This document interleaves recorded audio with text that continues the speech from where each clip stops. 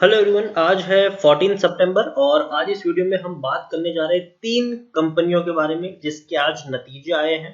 पहला है PC jewellers, दूसरा है पीवीआर और तीसरा है रेमंड।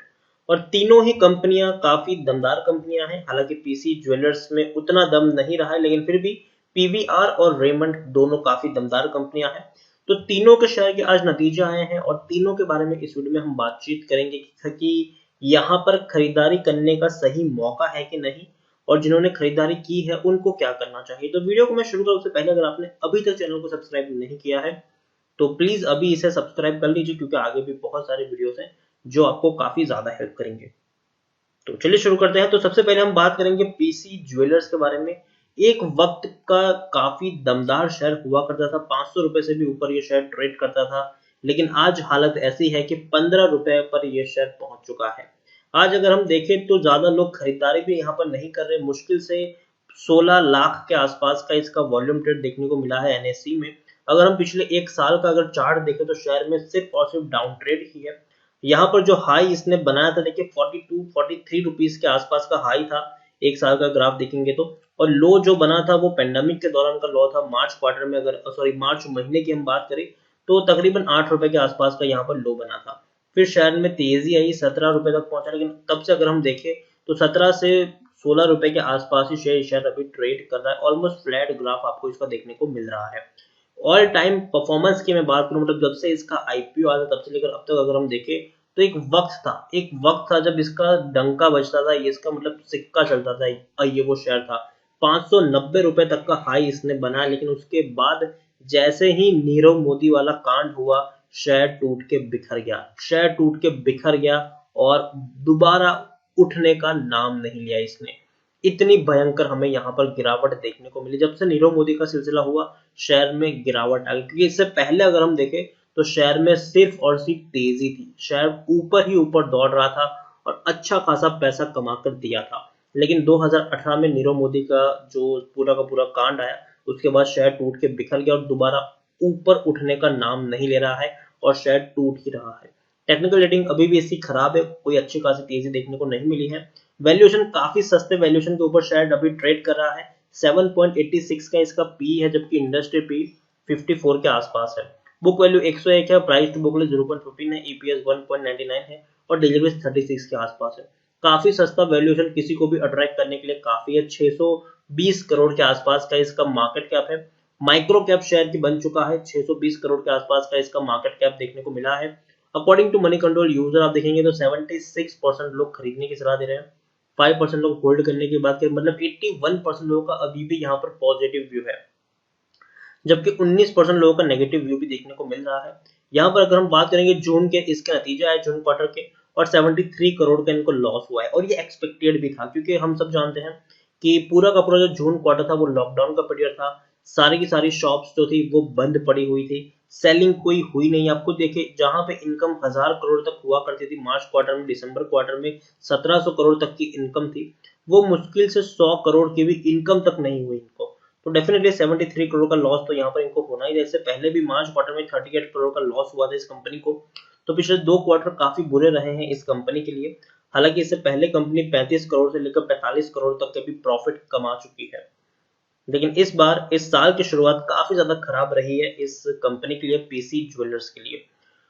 शेयर होल्डिंग में देखें तो 46.45% की होल्डिंग है प्रमोटर के पास, और प्रमोटर ने अपनी होल्डिंग अगर हम देखें तो थोड़ी सी डिक्रीज जरूर की है।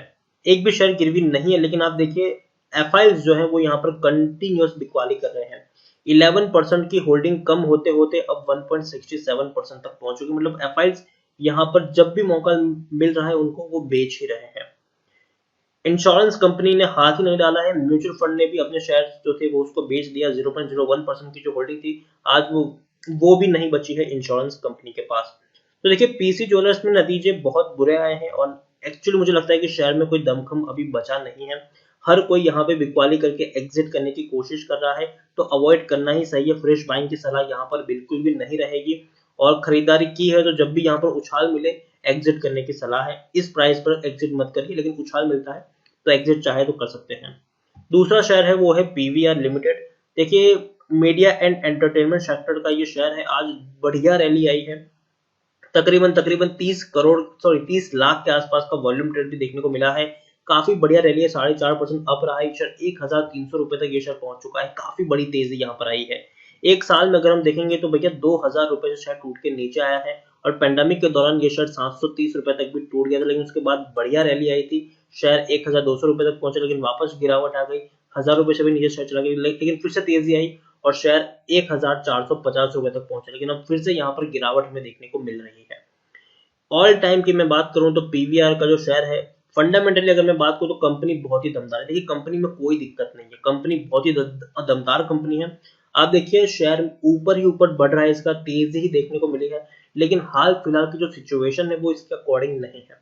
आप सब जानते हैं कि पेंडेमिक के चलते अभी अगर हम देखें तो सारे के सारे जो थिएटर्स है वो बंद पड़े हुए हैं।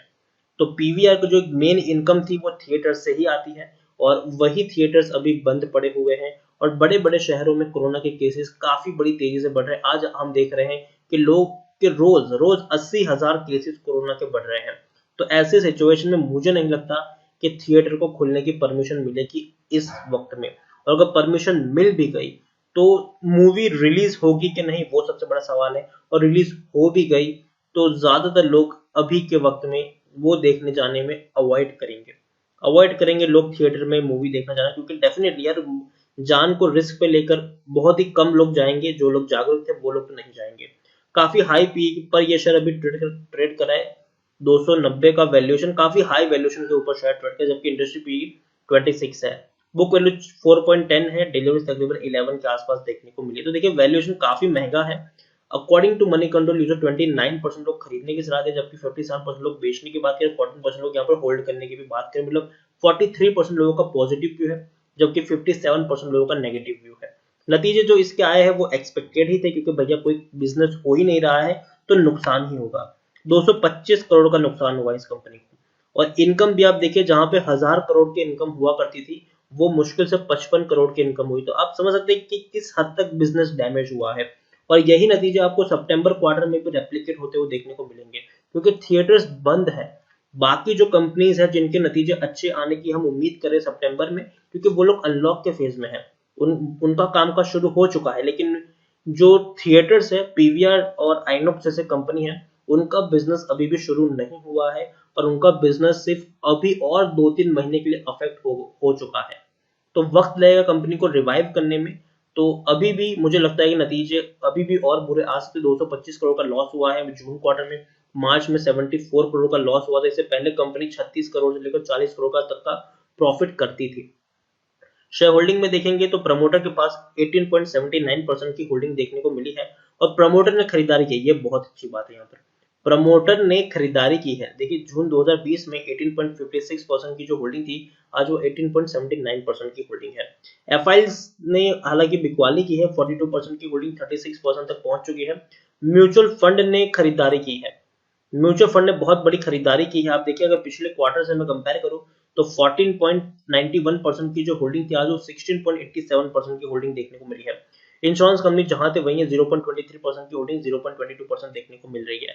तो पॉजिटिव ट्रेंड है यहाँ पर। जरूर म्यूचुअल फंड ने बहुत बड़ी खरीदारी की है, लेकिन म्यूचुअल फंड जो है वो भैया रुक सकते हैं, लंबे समय तक म्यूचुअल फंड यहाँ पर रुक सकते हैं। लेकिन मैं यही कहूंगा रिटेल निवेशकों को कि अगर आपको प्रॉफिट हो चुका है तो आपको प्रॉफिट बुकिंग कर लेना चाहिए अभी पीवीआर में, क्योंकि अभी भी गिरावट यहाँ पर आ सकती है। और दोबारा अगर शेयर 1200 रुपए तक पहुंचता है तो वहां पर अगर आप चाहे तो फिर से खरीदारी कर सकते हैं। अभी डाउन ट्रेंड मुझे लगता है कि अभी भी यहाँ पर देखने को मिलेगा, अभी भी शायद शेयर टूट सकता है, क्योंकि थिएटर खुलने की परमिशन अभी भी नहीं मिली है। हाँ अगर अनाउंसमेंट हो जाती है कि थिएटर खुल सकते हैं तो जरूर आने वर्ष तो जरूर शॉर्ट टर्म में आपको तेजी देखने को मिल जाएगी पीवीआर में। लेकिन अभी तो मुझे लगता है कि शेयर में कोई खासा एक्साइटमेंट देखने को नहीं मिलेगा, क्योंकि थिएटर्स बंद है।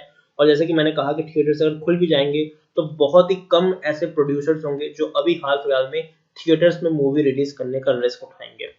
उसके अलावा तीसरा जो शेयर है वो ये है कि रेमंड है। यहाँ पर 275 रुपए के आसपास शेयर ट्रेड कर रहा है, आज भी तेजी देखने को मिली है।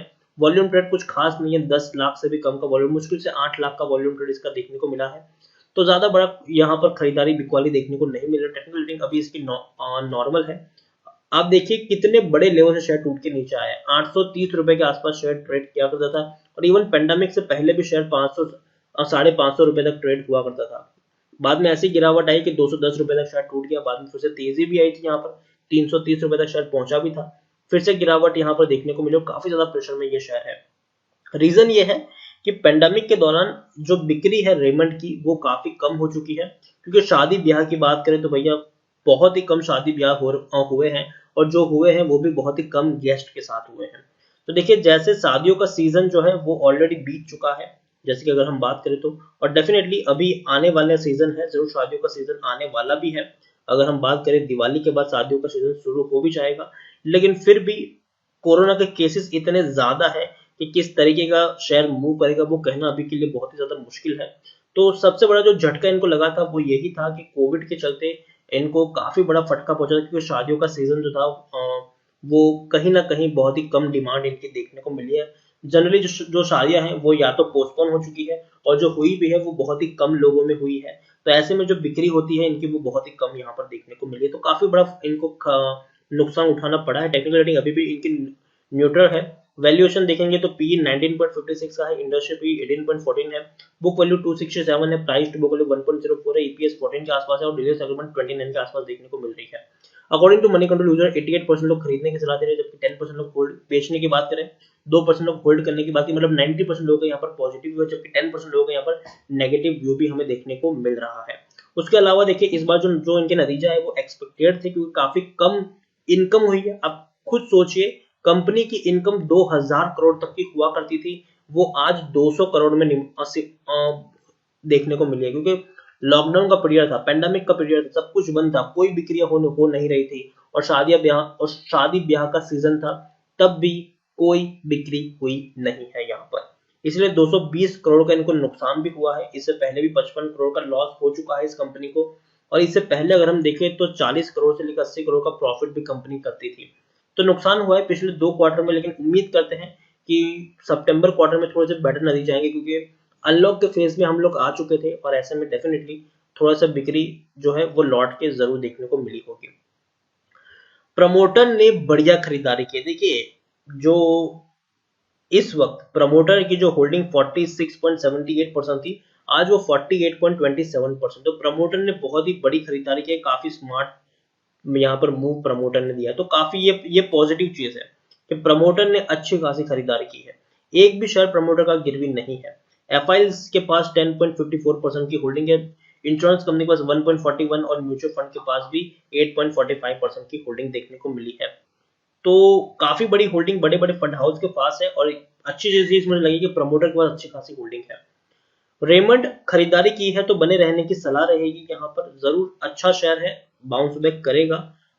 हालांकि डिमांड को वापस लौटने में वक्त लगेगा, लेकिन लॉन्ग टर्म के अगर आप निवेशक हो तो बने रह सकते हो, और फ्रेश बाइंग करना चाहो तो थोड़ी थोड़ी क्वांटिटी खरीदना, ज्यादा बड़ी क्वांटिटी मत लगाना यहाँ पर, क्योंकि अभी भी उतनी बड़ी डिमांड लौट के नहीं आई है। और जैसे कि मैंने कहा कि दिवाली के बाद एक बड़ी डिमांड लौट के आएगी, तो शायद हो सकता है कि आने वाले 1-2 महीने में शेयर में अच्छा खासा अट्रैक्शन हमें देखने को मिल सकता है।